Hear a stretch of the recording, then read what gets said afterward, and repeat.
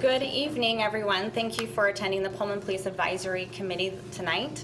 Our first order of business, we will be reviewing the minutes. Did anybody have a chance to review them? Have any questions, comments, concerns, edits?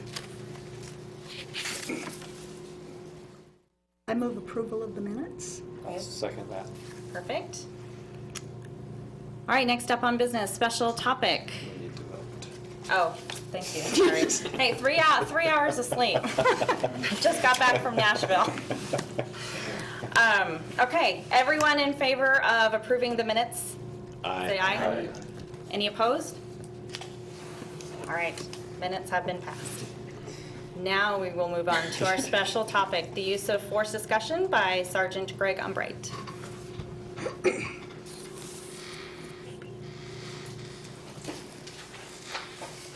Hi, guys. Hello again. So can you guys hear me okay? Yeah. This thing is kind of goofy. There we go. So use of force, right? That's what I'm here to talk about? Okay. All right. I brought the right notes then. So I'm going to present a bunch of information, and use of force, boy, people could talk about this for days or weeks or months. In fact, all the Supreme Court and all the, the Ninth Circuit Court of Appeals, et cetera, they'll banter this stuff around for days and research things and stuff like that. And we obviously don't have that much time. So I'm just going to cover a couple of things. I'm going to cover it real quick. And if you guys have questions, feel free to ask, okay? And I'm going to cover some topics right now, and then we'll get into some other fun stuff in a while. So use of force. Why use of force? And I'm not expecting anybody to answer. If you want to answer, feel free. But at times, officers are confronted with situations where control is required to effect arrest and protect the public safety. While advice, warning, and persuasion are desired, physical force may be necessary. Different things govern the use of force with police and citizens as well, but state law, and then constitutional law, judicial law, and then policies, department policies. Those all govern how police officers use force. Of course, for citizens using force, it would be everything but the department policies. So one of the big keys, terms in the use of force comes right out of the RCW, Revised Code of Washington, and that is necessary. And the term necessary is used. And it says necessary means that no reasonably effective alternative to the use of force appeared to exist, and that the amount of force used was reasonable to effect the lawful purpose intended. So it's right out of Washington law that says, here's when you can use force. Okay, now they don't define necessary, etc., because you have judicial law then to define that. So that's the state law or codified law. Then you have the constitutional law. You have a couple different ones that typically apply with use of force. You have the Fourth Amendment, and that includes the right of people to be secure against unreasonable searches and seizures, and that shall not be violated. And generally they consider that the use of force against a person is considered to be a seizure, and that's how those get incorporated into that. And then the 14th Amendment, the Due Process Clause provides that every person under color of any state who subjects any citizen or other person to the deprivation of any rights, privileges, etc., secured by the Constitution, etc., shall be liable to the party injured. And that's how the 14th Amendment gets brought into use of force cases, okay? And the judicial law determines how the constitutional law and the state law will be applied. And the judicial law is the practical application of those interpretations, and those can, any given judicial law can come up at any time, okay? But there's precedents that are followed. And these are generally at the federal level, Supreme Court, and then they trickle down, okay? So I'm going to name just a few of these. There's more of them, but just a couple of them that are kind of like the original, this is how we follow and this is what we fall back on to the judicial law. You got Tennessee versus Gardner. And that's not like Bill Gardner, that's Garner. Police killed a juvenile burglar, and he was not armed, and there was no threat there. And the takeaway from that one was that there needs to be a warning before deadly force is used, okay? And that was a violation of the Fourth Amendment. And that was back in, gosh, that was a long time ago. I don't remember what that was. 60s, I think. And then we have Graham versus Connor, which is a big one, and that's in 1989. That was somebody that was going through some insulin shock, and they had some injuries. And this law established the standard in relation to the application of force and the relationship between the need of force, the amount of force used. In other words, reasonableness, okay? And it came up with 4 considerations, and they still use these today. Was there an immediate threat? What was the severity of the crime? Were they actively resisting? And then were they attempting to escape? And those are all considerations that they would use, okay? Forrest versus Richardson, 1997. The use of force is judged from the perspective of a reasonable officer at the scene. It's not a 20/20 hindsight, okay? And also, the officer must justify what force was used, not the option that was used, okay? So there's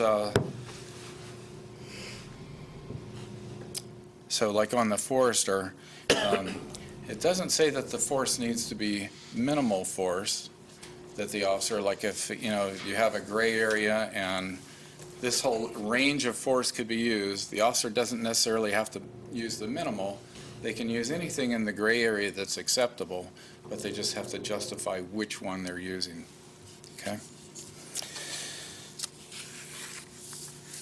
Veracruz versus City of Escondido for the Fourth Amendment restrictions on police conduct. Lethal force means force reasonably likely to kill. Smith versus City of Hemet. Again, it's deadly force. It's another deadly force definition that talks about force creates a substantial risk of death or seriously bodily harm, okay? And then I talked about Forrester versus San Diego, okay? And that talks about, again, just to reiterate that talks about actions that are objectively reasonable based on the totality of the circumstances at the time. And then we have department policy, okay? Department policy, it authorizes the use of force. It's more specific than state law. It's more restrictive than state law. It makes a mandatory report use of force when we use force. The force, it sets procedures for investigation, and also lethal force use is investigated. So let's talk about some practical stuff here. An officer must use sufficient force to overcome the force that they face. Okay?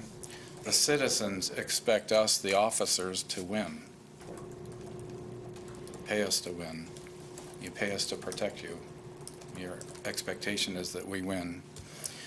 Even though we must win, the officers still must only use the force that's necessary. We can't use the excessive force to win just because you expect us to win. We still have to use that force that's necessary. Okay?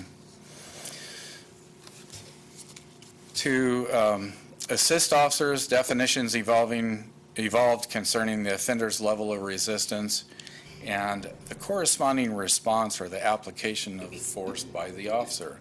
These are called use of force continuums. There are a whole lot of different use of force continuums, and I'm going to hold up just a sample of one here. I can pass this around for you guys to see. Now, it looks like this might be a ladder. This is not a ladder, but just for organization, it's shown in 3 different levels, okay? And you have what you would call control tactics at the top, and that would be the lowest level's use of force by an officer. And then you have the impede techniques, and then you have the stop techniques. And then you have on this side, this would be what the resistance is by the suspect, and this is what the response by the officer would be, okay? And it just gives you an idea of some basic ideas of what different responses would be for different resistances. And again, this isn't like a ladder where you start low and work your way higher step by step. It can jump all over the place.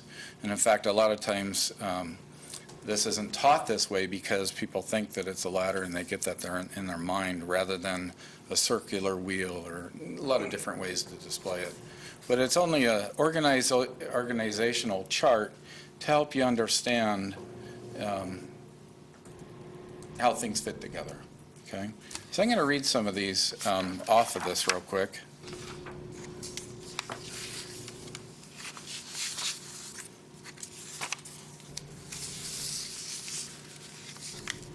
So this is on the use of force continuum. If you were to look at this, going down from low levels of force or resistance by a suspect, okay? So nonverbal resistance, postures, gestures, other intimidating body language. Verbal resistance, threats, or statements that they're making that they're uncooperative. Passive resistance, a non-helper, dead weight, no resistive tension in their body. Active static resistance, they've got resistive tension in their muscles. Muscular activity that's aimed at defeating an officer's attempt to control it. Then you get into active aggressive, and that's resistive tension, pulling away in other reactive movements. Then you get into the assaultive or aggressive resistance. The suspect assaults an officer, attempts to inflict bodily harm. The suspect counters an officer's attempts to control them other than pulling away. Then you get into the aggravated resistance, and the suspect attacks the officer with premeditation, or the suspect attacks an officer in a manner to cause serious bodily injury or death. Okay. So we went down this side here. Now we're going to go down this side here with responses from an officer. Okay. We start out with presence. You see me in a uniform here. Oftentimes the presence stops things. Okay. An officer went to a snowball fight last night. They showed up to participate in the snowball fight. Everybody ran away. He didn't get to throw any snowballs. That's not why he went there, but everybody ran off and hid, right? So just the officer's presence took care of the actual problem at that point. So officer's presence. Verbal commands. A lot of times we have verbal commands and that takes care of things. Communication and dialogue with the suspect. Giving directions, giving commands. I don't know if anybody's heard verbal judo, but that's an old term as far as dialoguing with them. Okay. Control tactics. So these would be level 1 defensive tactics is what we would call them, control tactics. So you have physical contact with the suspect. You have strength techniques. You have pressure points. You have counter joints. You have hair and submission holds. You have things like pepper spray. You have things like LV&R, lateral vascular neck restraint techniques. Those are all level 1 control holds. Then you move up into impede techniques, and you have impede techniques. Again, this is a whole range of things here, okay? But you have body weapons. So we have our body weapons, you know, including fists, feet, knees, elbows, higher level submission holds, okay? And then we have impact weapons. And impact weapons would be batons, expandable batons, flashlights, We have 40 millimeter foam batons. We have beanbag batons. So again, this impede techniques covers a whole long area that can be used, from actually very minor impede techniques to a lot more severe impact, right? And then we have level 3, what we call stop tactics. And stop tactics are, we call them tertiary targets with, like, for instance, a baton. So for instance, if I was to hit somebody in the head with my baton, I could use that as a really low technique, or even a level 3 stop technique if I was to hit them in the head, okay? Firearms or any other form of deadly force, whatever that might be, using the tools that we have at hand. Okay, so that just went down the left side to talk about all those different things there, okay? I kind of mentioned this already, but I'll just state it again here. So officers deal in a rapidly changing environment.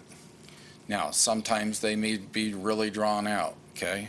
And I'll give you an instance. We had somebody who was suicidal. They had a gun in the car, and so we had the SWAT team called out. We had our firearms ready, but we also had the hostage negotiators out talking. And that was a long drawn out. It wasn't rapidly changing. It took several hours, but he was talked out of the car without his weapon and taken into custody without any issues. Okay? So that was a long drawn out one, but a lot of times it could be a rapidly changing environment. And the levels of resistance can change quickly, and the levels of response from the officer needs to change quickly too. Okay? But for any given moment, the levels of response need to meet the standards of reasonableness and necessary. Okay? So in service training, we have firearms training where we practice with our firearms. We have defensive tactics training, so we can do all of these techniques that we use, whether it's whatever type of impact weapon we have, whether it's our body or not. And that also includes low-level control holds that we practice with. Chemical agents, like our OC spray. Less than lethal impact weapons, like I mentioned, the foam batons that we have. And then the electrical devices, like the taser. We practice with those. And these things change over time too. For instance, we used to carry beanbags in a 12-gauge form in our shotguns in our cars. But we also had the ability to use the shotguns as lethal force. Well, occasionally in the United States, somebody would think that they were shooting a beanbag and they would shoot a lethal round. Okay, that's a problem. We don't want to do that. So we actually moved up to 40 millimeter so that we don't have shotguns in the cars for the officers. We have the definite beanbag. Okay. We also carry rifles in the car for long-range lethal if we need to, or if we need more firepower. But as far as the shotgun goes, we're not going to be confusing the lethal versus the non-lethal.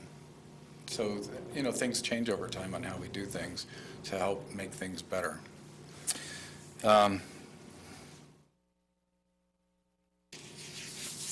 Just a stats thing real quick here. In 2018, we had 37 use of force scenarios. And we're at 12,000 and some calls already. I think we're at over 12,100 calls for the year. And that does not include any traffic stops that are made by officers. And I don't remember, I know you've run numbers on traffic stops before, but we have quite a few traffic stops in this town. So we have a lot of, and that doesn't include any other contexts. But as far as calls for service, you know, we've had that many calls for service, and out of all that many interactions with the public, probably, I'm guessing, 15,000. You know, we're at 37 calls where use of force was used. Out of those 37, nobody obviously got killed. and nobody had to go to the hospital. We had 13 of them where the people had minor injuries. And that's the extent of injuries out of those, 15,000 contacts. So that's kind of a stats thing for you.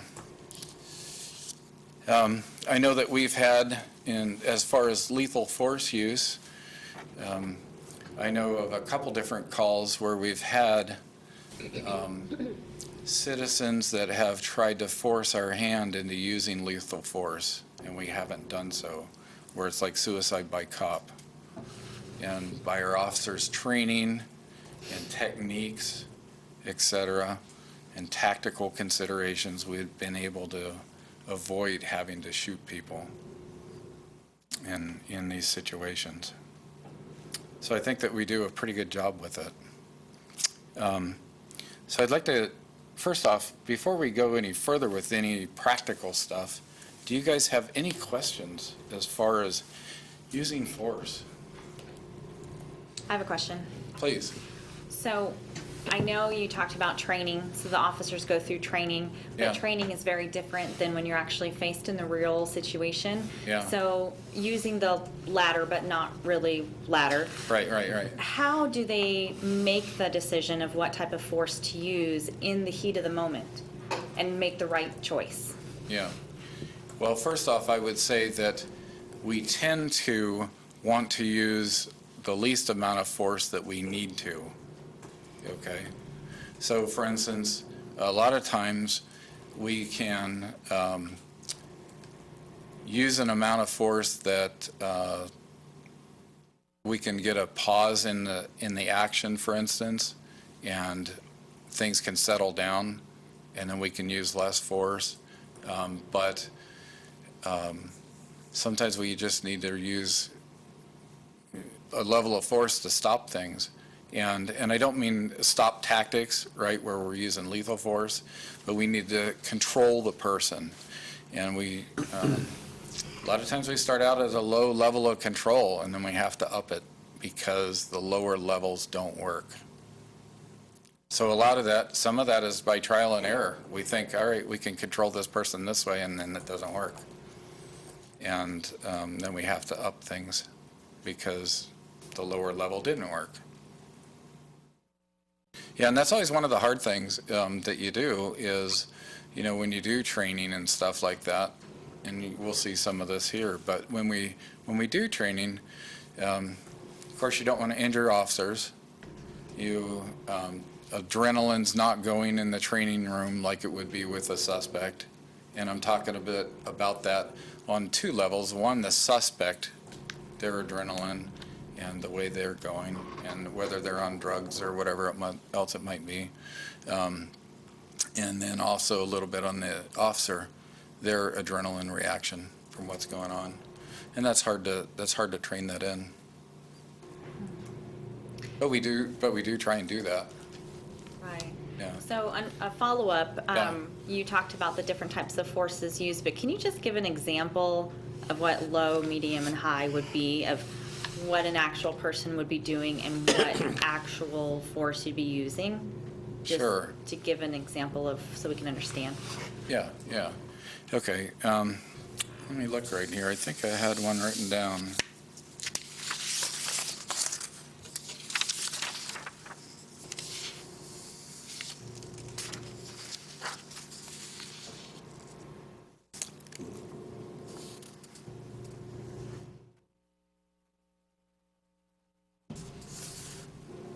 And maybe I didn't write them down.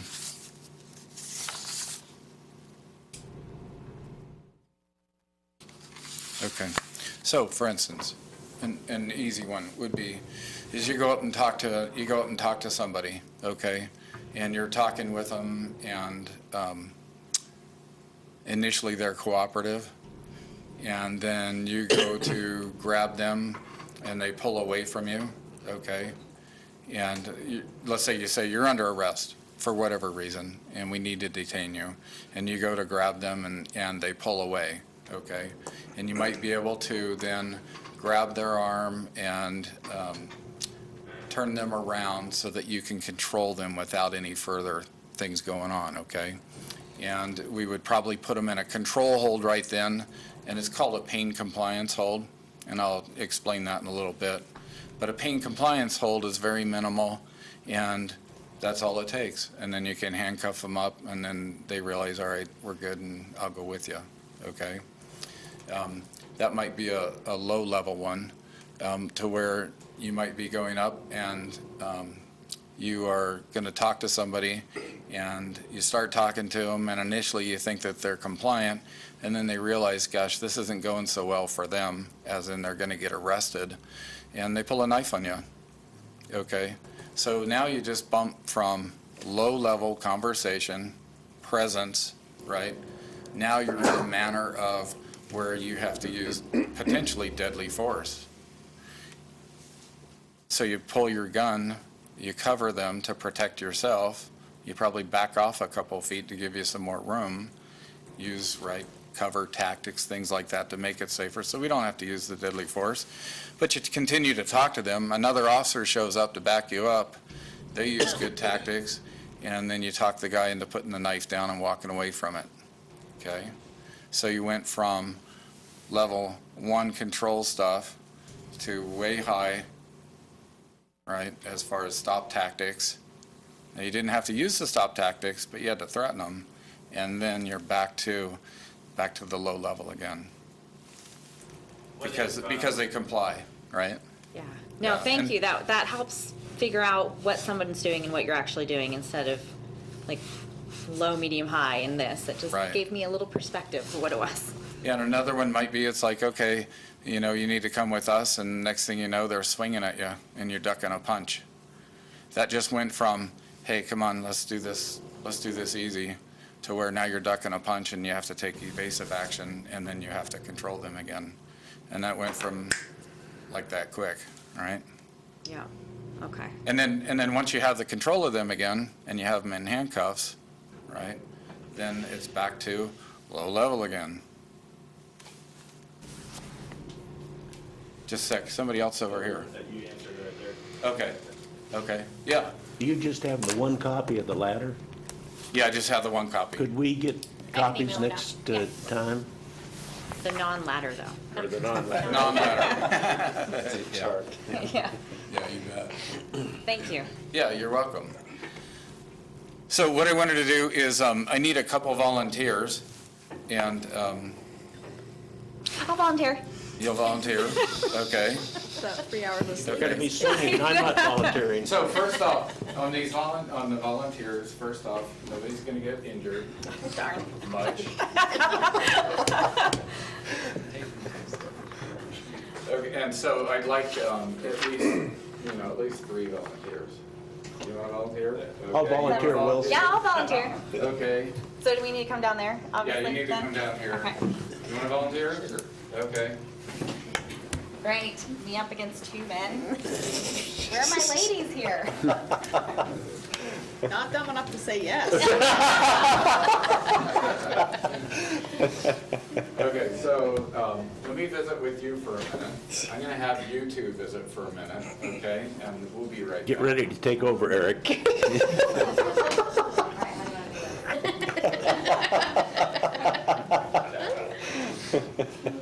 this on Snapchat, right? Mechanical advantage control pulls. Do you use those or do you use a different?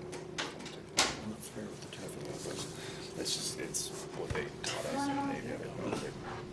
I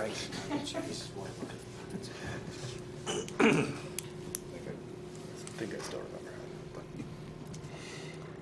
it's been a while since That's fair. Do we have enough snow for a snowball fight? For like a Yeah. man snowball fight. A little one. About a good half inch. So yesterday we had 68 degrees.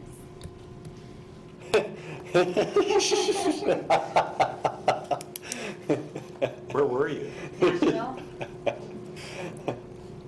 I had to get up 2:30 in the morning Nashville time, so 12:30 this time, Ouch.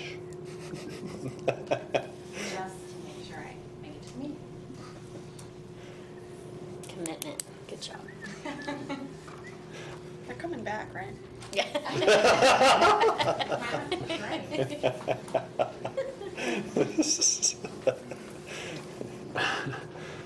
Okay, so what we're going to do is I'm going to talk you through some stuff here, okay? Okay, so let's see here. Okay, come over, where's our cameras? We got cameras all around, don't we? Okay, I'm going to have you come over here. I'll have you come over here. Okay, so you're going to be the first officer here, okay? Okay. So stand on his side here, right? And you're going to put one hand on his wrist, the other hand, and then this hand on his elbow.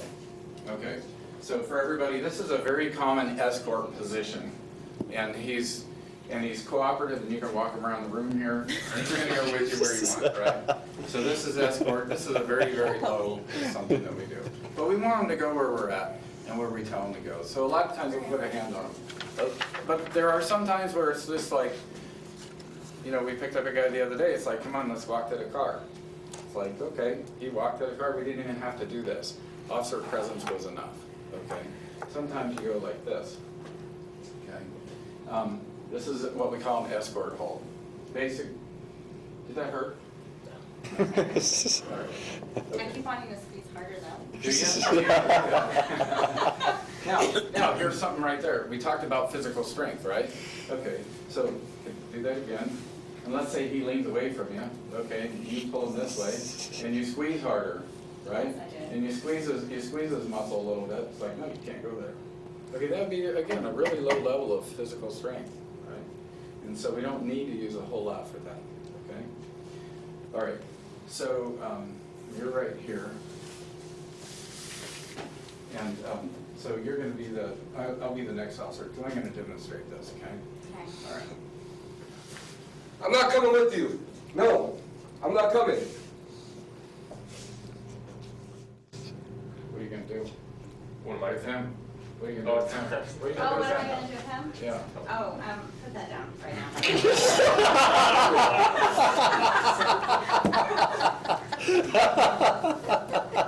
Okay, now, who actually reacted to that?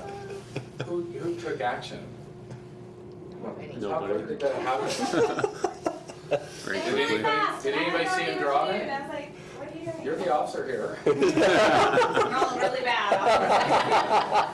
But if he's got that in the pocket, go ahead and do it again.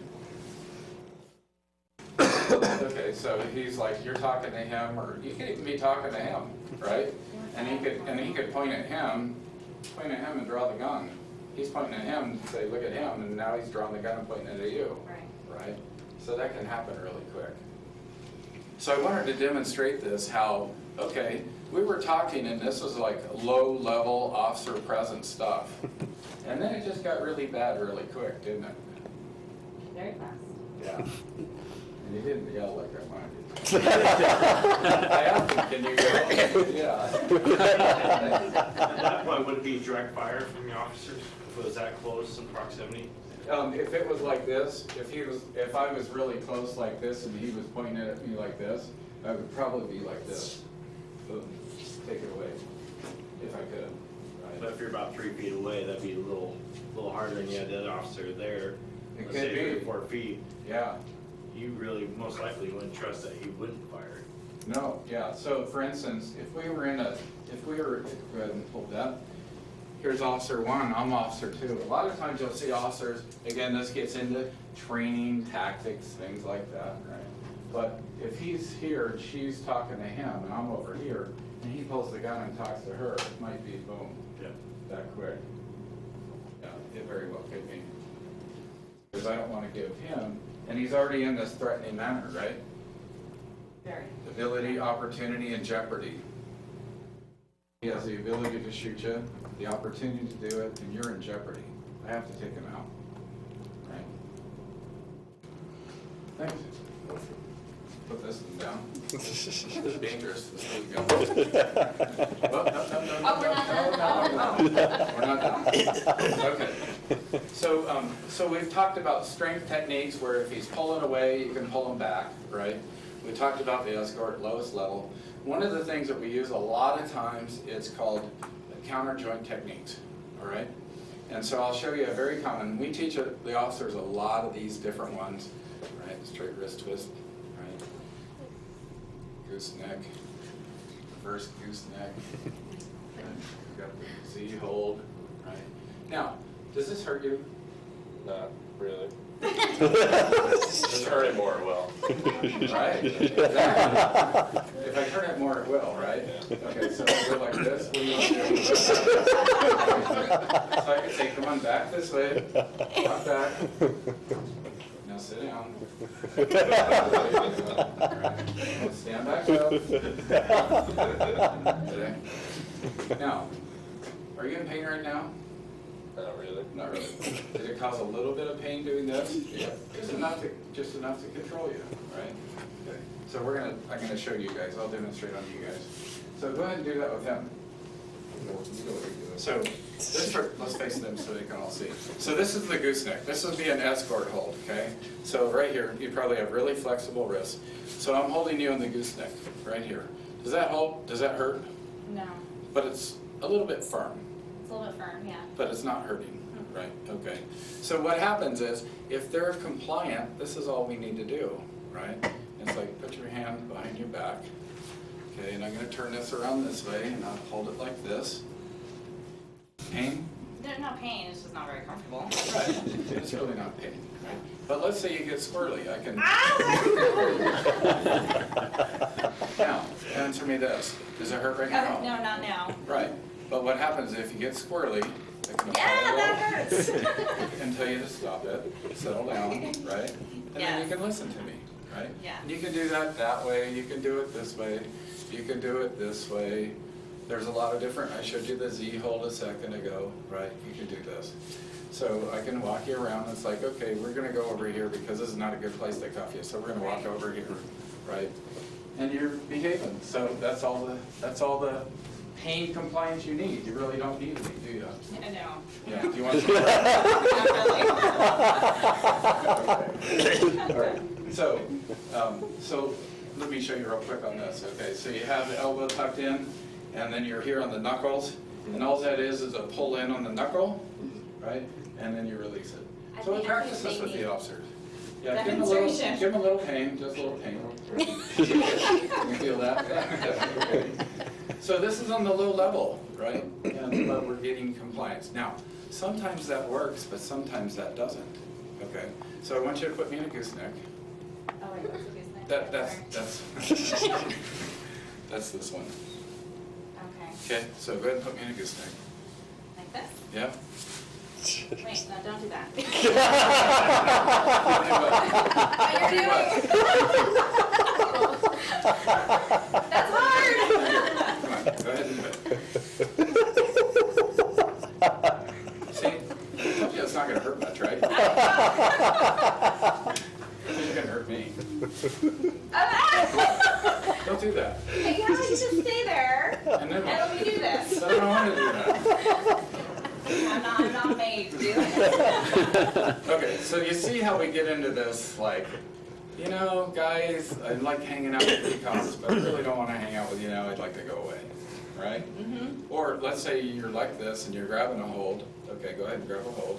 And, okay, but you don't have me there, you don't have the control yet because you haven't twisted my wrist yet, right?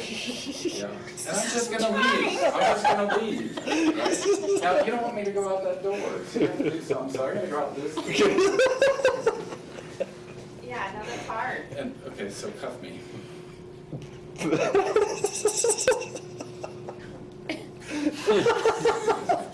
just a little bit. That's really difficult. Now, so one of the things that helps is you've got that arm, you've got this arm, okay? Now, that doesn't mean that we can always get it done, right? But having two officers now, okay, that makes it harder for me. Having a third officer behind or something like that, if right? Okay. So one of the things too that we do is, if you noticed, when you had my arm, okay, grab my arm, okay, I went this way, I went that way, I went over here to that door, right? And I had a lot of movement. So one of the things that you see officers do and I'll use you as a guinea pig, we're gonna do it really slow, is we use the floor as a plane of surface that helps us, okay? So this is a takedown. This is a low-level control. We're gonna go really super slow. This is a straight armbar takedown, and I tell him, get down, and see how he's bending over, and he goes onto the floor. There we go. Now he's on the floor. Put your arm out. There you go. Turn it palm up. Okay, now I want you to bring it back in under your chest. Okay, now I want you to do what I tell you, but I want you to resist. Only do it when you really feel like you want to, okay? Put your arm out. Okay, that's a counter joint technique. Put your hand back in. Now, sometimes that just doesn't work. Okay, he's got a tight wrist, he doesn't feel pain, and that doesn't work. And so we have to up the ante. But one of the things that we're using is, we're gonna use, or turn your face away from me. We're gonna use gravity to our advantage. So we use our body weight, that sort of thing. And again, are you in pain right now? Not too bad. Not too bad. What hurts? The wrist a little bit. This one? Yeah. Okay, is that better? Yeah, it's fine. Okay. Now, other than that, are you in any pain? No. No. Now, if I asked you to put your hand behind your back, would you do that? You don't want any pain, right? Yeah. Right, okay. Now, sometimes, thank you. So sometimes that works, sometimes that doesn't. And again, when somebody's squirming, right? Like, so when I was squirming around both of your arms, standing, okay? Well, sometimes that still happens when they're on the floor and it's a fight. You guys seen wrestling matches, like high school wrestling matches? Okay. Those wrestling matches go on for a minute round each, or 2 minutes, 3 minutes, long time. But we don't want to do that because, again, you citizens pay us to win, and we don't want to wrestle all night. We have other things that we need to do, like not wrestle, right? And so we have to use an amount of force that we can do that. Sometimes we have to use stunning techniques, right? And it's not really designed to hurt them bad. Again, you have that gray area of, you can use, you know, I've got my hand here, right? I can stun them or distract them. It really doesn't hurt. Or I could distract them and really hit them hard and make it hurt. You can knee somebody and distract them, but it really doesn't hurt them. You're hitting the soft body parts, right?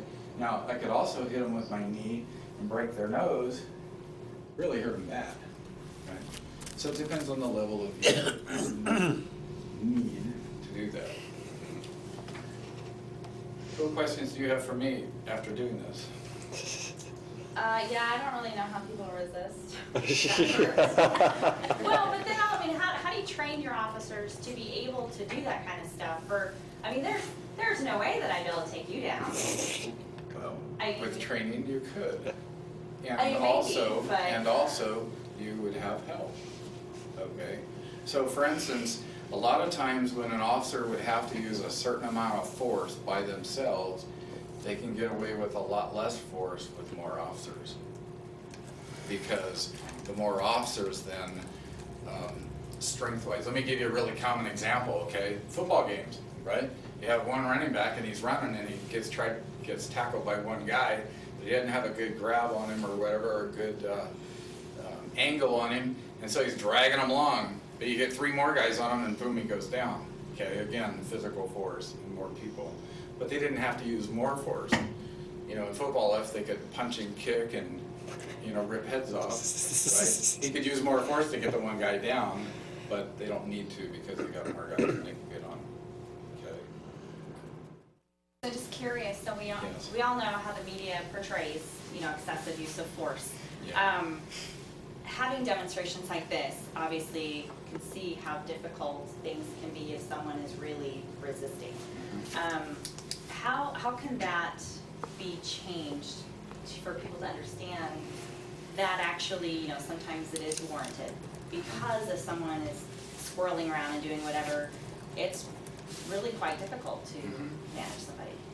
Yeah, well, I think that doing things like this really, really helps it, okay? And then when you talk to somebody, And they say, oh, did you see this or that or whatever? And it's like, yeah, time out here. I've been through that a little bit, and let me tell you, right? So that's the only way I think that it can be changed. Good. And the media's, they're out there to make money, Oh, so right. they like to. So I'm kind of curious when we have, you've talked about use of force with one individual, but what about normally a crowd is around that individual? Or not so much about worrying about whether or not the crowd's going to get involved, but maybe the safety of the surroundings or those. So that's actually a really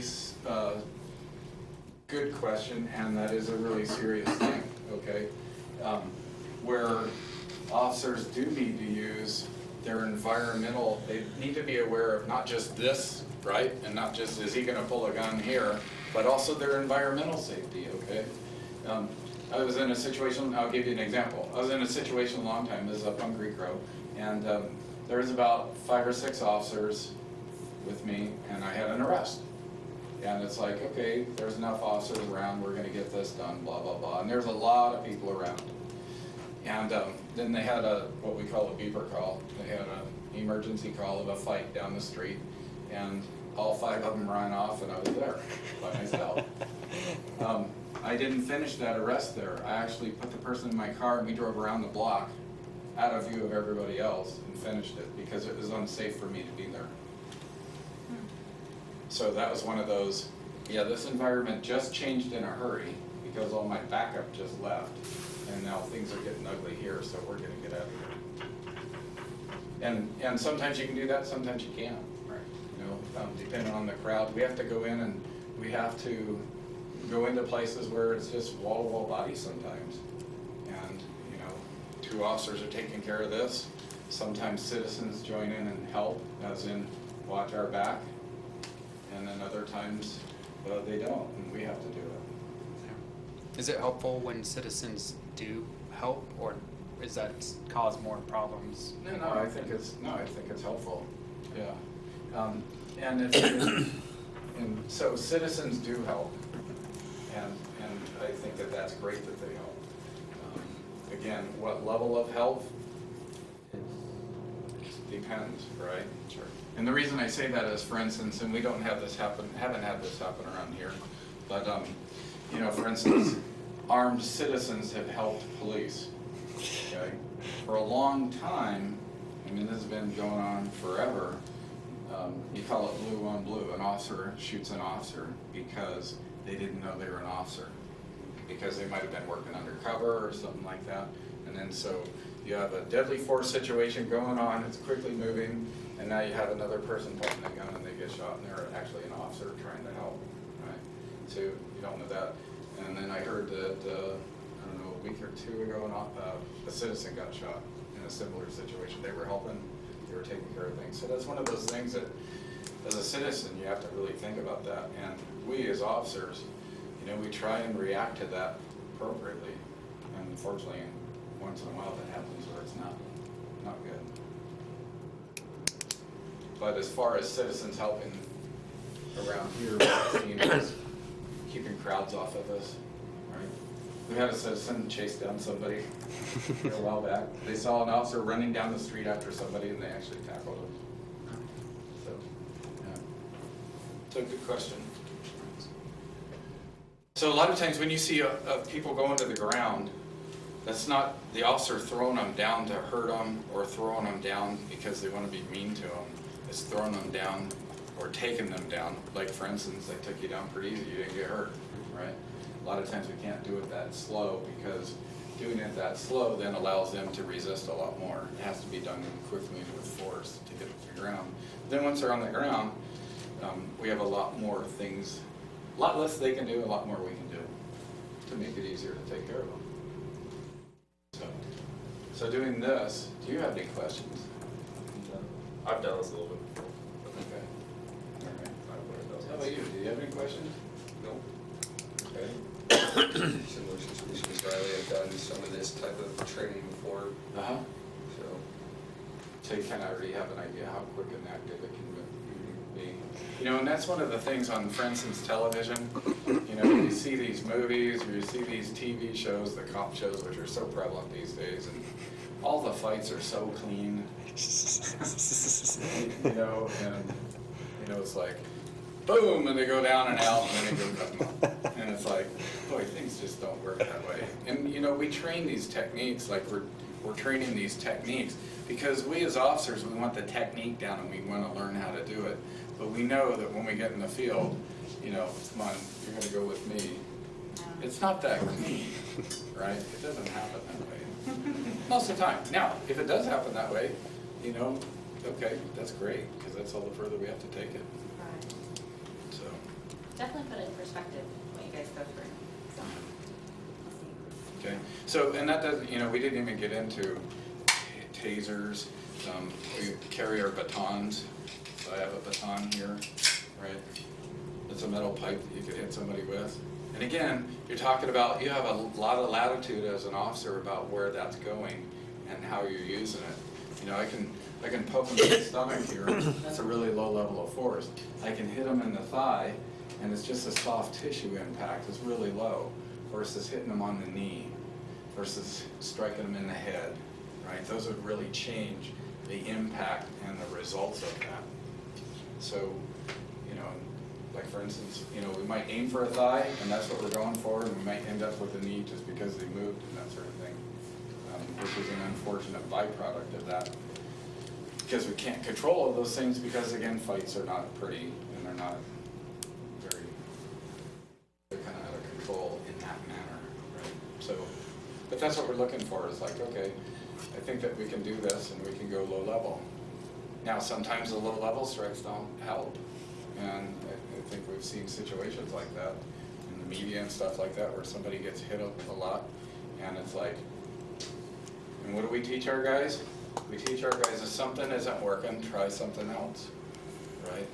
And go through stuff. And we actually have, like on the defensive tactics test, we actually have, okay, give them some different commands. What are some different commands that you give somebody who's not cooperating to help them cooperate? To get the officers thinking about that, of not just using the force, but also using the commands. And we're going to tell them that. Like when I took you down to the floor, I said, get down, right? And I tried to get that mental stimulation of what I want you to do while I'm taking the action too.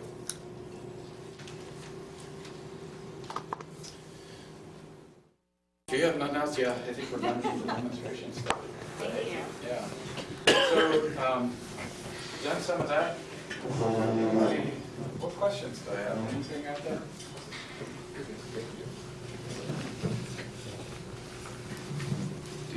Can you talk about LVNR a little bit and kind of where that falls in the... Sure. So LVNR, that's short for Lateral Vascular Neck Restraint. And LVNR, what it is, it's a compression of the arteries into your brain so that the blood stops flowing and the person passes out. Ideally, if you can do this, it stops a lot of need of impact weapons and things like that. LVNR, it's a low-level use of force, and most people, when you get a good LVNR on them, they'll give up. Most people give up, like half of them give up. And then if you start applying some pressure onto the neck, it's like 90% of them give up. It's only about 10% then that you would have to render unconscious to gain control. They're unconscious for, boy, if they were unconscious for 7 seconds, that'd be great. Most people, I think, are unconscious for less than that. But when they're unconscious, then you can roll them under their stomach, you can get them on the floor, you can work on cuffing them up, or getting the pain compliance control so that when they wake up, you have a pain compliance control, that sort of thing. And so the low level LVNR is like a level of control technique. Okay, it's like same as hands-on, right? And then if you're going to render them unconscious, that should be at like an impede level, a level 2 defensive tactics. And you know, depending on where you're at in the country, it's been set that LVNR, no, you can't do that. They used to call them like chokeholds and that sort of thing. People don't actually die from it, and it's quite safe. So we use that as a. So when it does work and you can get it on, it stops a lot of problems really quick. That situation would be good if someone was on drugs. 'Cause a lot of times people are on drugs, they're not going to feel pain, or it Yeah. seems like that'd be very good. So for instance, somebody who's on drugs and they're going through like an excited delirium, okay? They've got their blood pressure up, they're really going, but if you could put an LVNR on them, they would pass out essentially. You could cuff them up, now they're gonna wake up and be in excited delirium again and have that really strong muscular tension and stuff like that. But in the meantime, you could do that. Yeah, and that would, because lack of blood there, they're gonna pass out, and that would be really helpful and an efficient way to take care of that. Because again, and you guys saw on the muscular tension stuff, we didn't even get into fighting or anything like that. We were just pulling away and pulling a little bit and stuff like that. But if somebody's really going at it, it's hard to control them. And so the sooner you can slow that down and impede that, the better. And we did have, I forget who it was that came and did a taser presentation, Scott Kirk. Oh, But okay. maybe talk a little bit about taser and where that fits in as well. I don't want that demonstration. I don't want to volunteer for that one. I'm assuming Scott Kirk showed you a taser and how it Yeah. was and all that stuff. Okay, so that falls into the intermediate, like the MP techniques as far as the taser goes. And I talked about judicial law, right, and how that changes over time and stuff like that. And some of it is pretty set in stone, like Graham versus Connor. Some of those are. It would really take probably a miracle to change any of those, but you kind of fine tune those, and the taser's been kind of like this as far as how it's going, and it's kind of more into a little bit of the intermediate. So for instance, it started out where taser was low level, it's just a pain compliance and a control hold, and now the courts have said, no, we're not going to do that. We're going to let you use it at a higher level.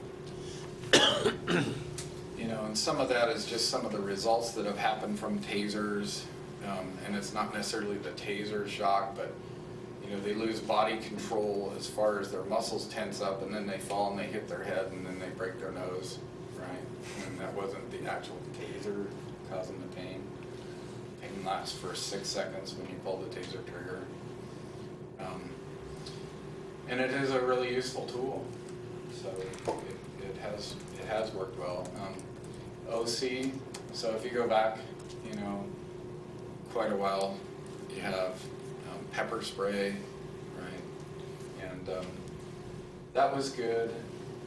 The problem is the decontamination.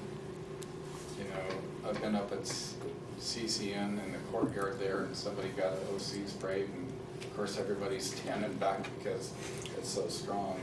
It's hard to then take care of them, and then you always have to decontaminate it and stuff. The nice thing about the taser is it's short-lived.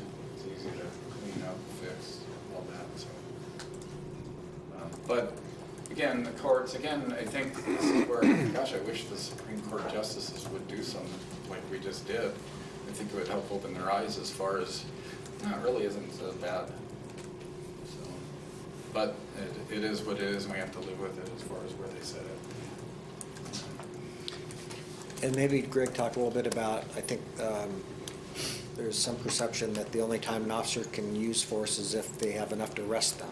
So maybe talk a little bit about the difference between a detention and an arrest. Yeah, so we have what's called a Terry stop, and for instance, it's not a level, so you got different levels, right? You have to, like the prosecutor, he's going for beyond a reasonable doubt. You have to find him guilty in the court of law, right? And then we have probable cause for the arrest level, and then we have reasonable suspicion for detention, okay? And so if we're involved in something and it's like, okay, this looks like a crime and this looks like this person did it, I'm not quite to the probable cause level yet, but I have the ability to detain them. That means they can't go anywhere. They have to stay with me. And the law says, no, that's perfectly acceptable, and officers have the right to do that, the ability to do that, and we expect them to do that. So at that level, we get into this like we did out here, where it's like, okay, you're staying here with me. We're gonna figure this out. And in the meantime, you can't go anywhere. Now, it might be me figuring it out. I might just be the detaining officer. Somebody else is figuring it out. And then they're gonna talk to me, come over to me. That's and so we do that quite a bit where we detain somebody. Now, a lot of times when we detain somebody, because of the circumstances, for everybody's safety, we want them in handcuffs. And so we put them in handcuffs. Sometimes when we put them in handcuffs, it doesn't go so well because they don't want to be in handcuffs. Even though they're only detained, they're not under arrest. And a lot of times we do detain somebody, and it's like, we're looking for A, B, and C, and it's like, no, we got A, we got B, but we don't have C. We don't have probable cause to arrest this person. We handcuff them, and there you go. Now, we've identified them and things like that because it might turn out later, next day we get C. We know who they are, we know how to go arrest them later, that sort of thing. Or sometimes it's like, no, this person was confused, or this person that's reporting it didn't get their facts right or whatever. We're never gonna have C. Just go on your way and thank you for cooperating, right? And that's really all it has to be. Sometimes we have to handcuff people when we detain them. Let me give you a really common one that we deal with. Gosh, I don't know if it's daily, but it's darn close to daily, and that's a domestic violence case. We get called to a fight scene in a house, right?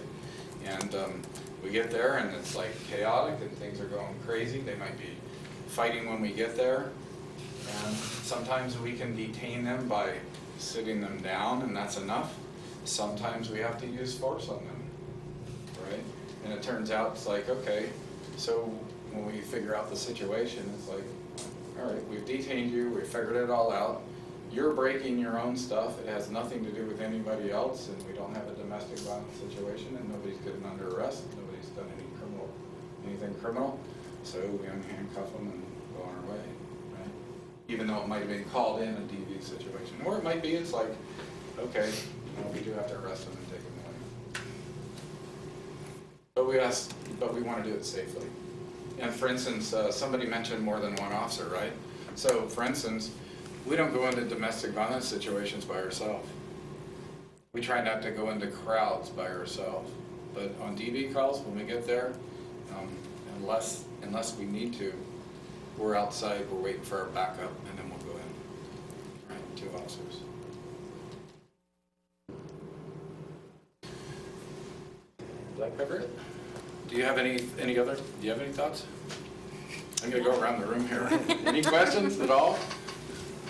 So I have one curiosity. Yeah, please. How does someone's mental, I'm thinking mental illness, anything like that, how does that tie into force and that decision to whether or not to use it and so on? Yeah.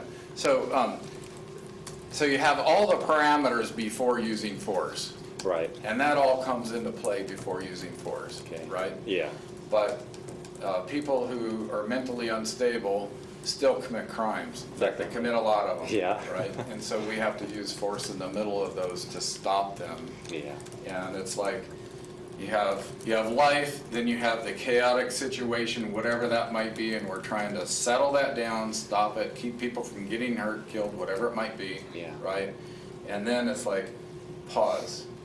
All right, now what do we need to do based on that? I gave that situation like in the DV, right? It's chaotic, it's crazy like that. There might be a crazy person in there doing that, right? How many wives think their husband's crazy or vice versa? But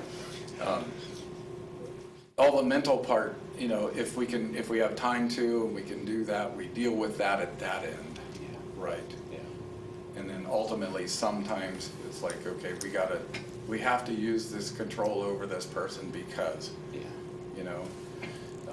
whatever it might be. I mean, we had one the other day where a person, they were here, they were trespassing, they had to go. We talked about it, we went through it 4 times with the person. They agreed with us every time, and what's the end result? He's putting in his earplugs. It's like, what are you doing? Well, I'm putting in my headphones. It's like, well, we talked about we had to go. You understand that? And we went through it one more time. It's like, you understand that you have to come with us. Yeah. And then, but he never did. So we actually had, and he was on the level of control hold. He was just that, no, he was like a limp rag, right? He was sitting down and we had to move him. And it's like, all right, so we're gonna have, so we used some mild pain compliance. It's like, we used a gooseneck and he, ow, that hurts, and he stood right up. That's pretty much all we had to use, just then controlling him and then making sure he didn't fall down some stairs. And we got him out of that area where we had a little more room, we handcuffed him. But that was one of those where it's like, gosh, we spent quite a while because it was in an area where we could do all that, right, and have that control. And so we could take the time to do that. Yeah. A lot of times you don't get that chance. So. Thanks. His excuse after the end of it, we talked to him, and it's like, why did you do that? And it's like, oh, I didn't understand.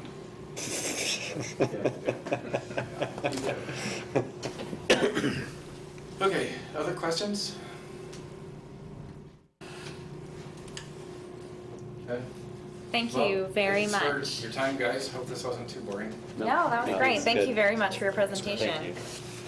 So the next thing up on our agenda is the committee guidelines discussion. However, because Corey is not here, we are actually going to push that into January. And so that will come back to that meeting. So we will not discuss that today. And so the next one, we will hear from Chief Jenkins on the police department update. All right. So okay. So for staffing, we're authorized 33 positions. We have 2 officers in the academy right now, Holden Humphrey and Love St. Andre. Holden graduates January 9th and Love graduates March 6th. So they replaced Matt Burkett and Scott Kirk. So they are officers 27 and 28. So that puts us 5 down right there. Our code enforcement officer, Ashley Lamb, and another person that we have hired, Brianna Banks, will be going to the Spokane Police Academy on February 12th with the graduation date of June 18th. So that will put us to officers 29 and 30. That'll be female officers 4 and 5. Dan Hargraves resigned November 26th. Also, one of our recently hired female officers, Riley Harkins, is moving to the west side of the state for personal reasons, so she's resigning effective December 16th. So that puts us back, again, that we'll need to hire 5 to reach 33 officers. So we're doing a continuous recruitment. From our last interview list, we had 2 people that were left that we started backgrounds on. Today, one of them withdrew, and so that leaves 1 left on that list that we're continuing a background. We are going to be conducting interviews January 23rd and 24th as part of our continuous process to create a new list. To replace Sergeant Hargraves, we promoted Officer Aaron Brashears, and he was when we did a sergeant promotional process earlier this year, the opening we had from Sergeant Sorum's retirement, we promoted Greg Umbright, was first on that list. So second on that list is Aaron Brashears, and so he's promoted as of the 1st of this month to replace Hargraves. We have an officer in the academy, in the Reserve Officer Academy, Jeff Gardner, and that's run by the Whitman County Sheriff's Department. That's 25 weeks, and it goes from November to June. So to replace Ashley Lamb for the code enforcement position, we've started a background on someone that we have on that code enforcement officer list to replace Ashley. Last meeting, I talked a little bit about the budget and that we did have a proposal to add a code enforcement officer position to go from 3 to 4, and that 4th position would be a working supervisor code enforcement officer, and council did approve that. So we are going to do an internal process for that promotion and then fill in behind that with another code enforcement officer. So we're going to start a background on another code enforcement officer applicant.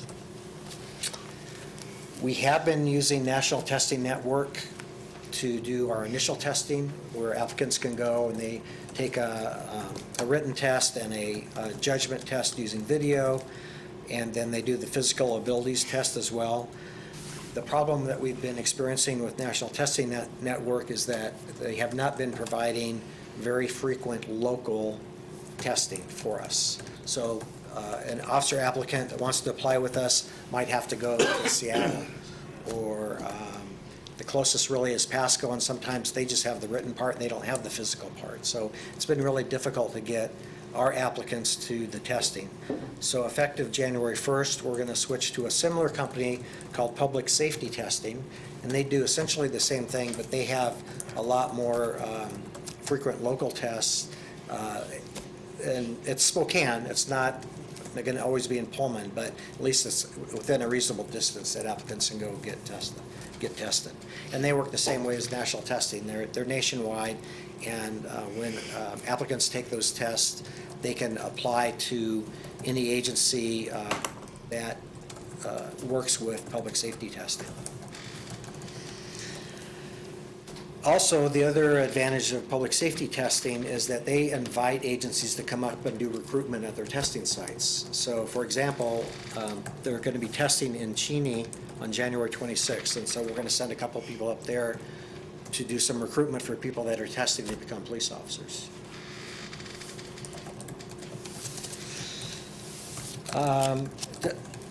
So obviously the presentation tonight was topical based on recent video that has been out on social media and in the press because there's a lawsuit going on with that. I have met with WSU President Kirk Schultz and Vice President Mary Jo Gonzalez to talk about that and concerns that they have. Friday, I met with student leaders from WSU multicultural student groups, which will be the first of a number of meetings that we'll have. And this afternoon, I met with the WSU Black Faculty and Staff Association as well, just to start a dialogue. They expressed an interest in having a representative on this committee as well. And so I said I would follow up with them on that. The Associate Vice President, Jamie Nolan, in Student Affairs for Community Equity and Inclusive Excellence, has been the one that's been coordinating these meetings, and she's done a really good job facilitating them and really developing some positive engagement and really looking toward working together and toward the future. So that's kind of what we've started, and I think we'll see some more of those meetings and trying to work on, I think, rebuilding some trust that may have been lost with some of those communities on campus. As a result also of the Hargraves situation that was going on, that has come to a conclusion, at least personnel-wise, and the video that's been out on social media, we've been getting a lot of, I guess, negative comments from, not necessarily from members of our community, but just from anyone who wanted to post. And our staff was really starting to feel the negative impact of that.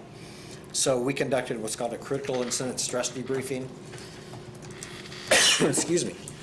And that's the type of thing that's usually done after officers go through, like, are involved in some type of a traumatic incident. For example, when we had the 4-year-old death a couple of weeks ago, and the officers that handled that, we held that for them so they can help some, sort their feelings out and realize they're not the only ones that are having the feelings that they're having, and let them vent some. And so we did a similar type of thing for any member of our staff that wanted to participate, and we had a lot of participation in that. And I think officers are just feeling really stressed right now from all of this negative attention on the department. So that was something that we did to try to work with them on that. Some things that are coming up, we at City Supervisor or City Administrator Adam Lincoln, he was involved in the University of Washington Evans Evans School of Public Policy and Governance. And so he has some connections there and knows about some of their programs. And he encouraged me to apply for a program they have where they will assign Masters of Public Admin students to work on an issue that you ask them to work on. And so I submitted an application to ask for help in developing a strategic plan. And so I found out last week that we were accepted into that program. And so we're going to have a first Skype meeting next Monday with the team that's assigned to us. And so they'll have 3 to 5 master's students work on this project for 10 to 12 hours a week over a 5-month period with us on that. And so I think that'll be a good project.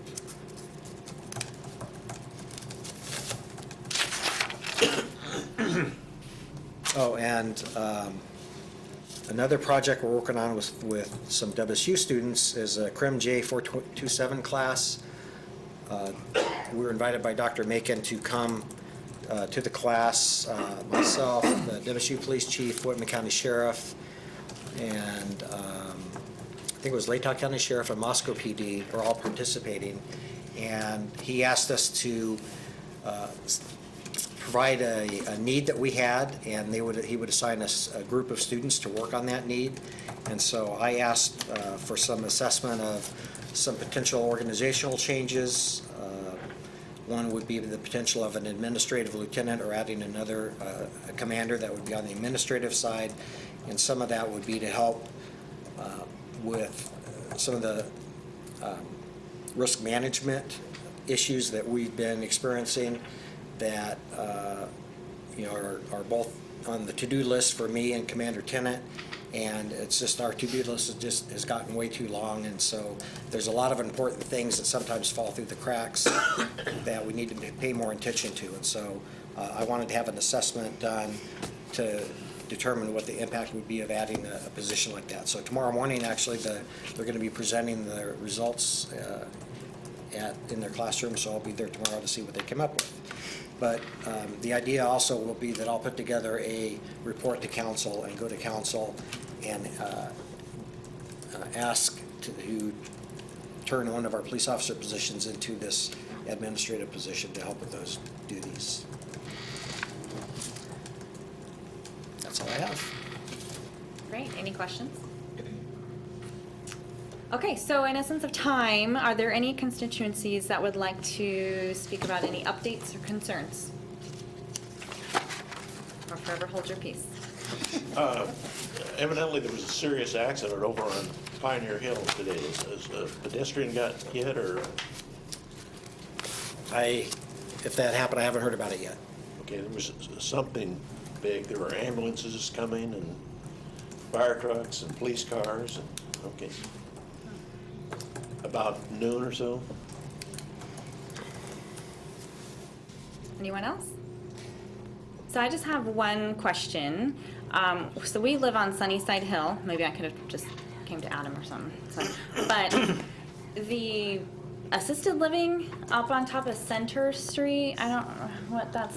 Yeah. So they park on both sides of the street, and not everyone knows how to drive together through that because they don't know how large their vehicles are. Is there no rule that maybe they can only park on one side? Because it leaves a really big parking. Yeah, no, I've noticed that myself, and that's a good point, and I'll pass this along to our Public Works and Engineering because I've noticed the same thing, and it's an issue, and it's going to be worse of an issue in the winter when you're going to have a little bit less control. Yes.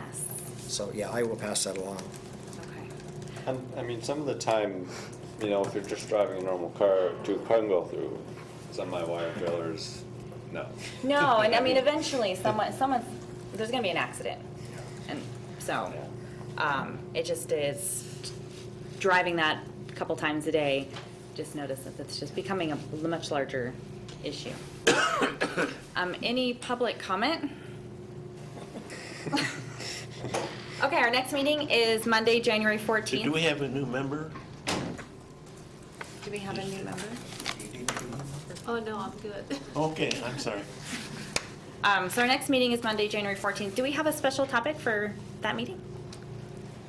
Well, so here's what's left on our list.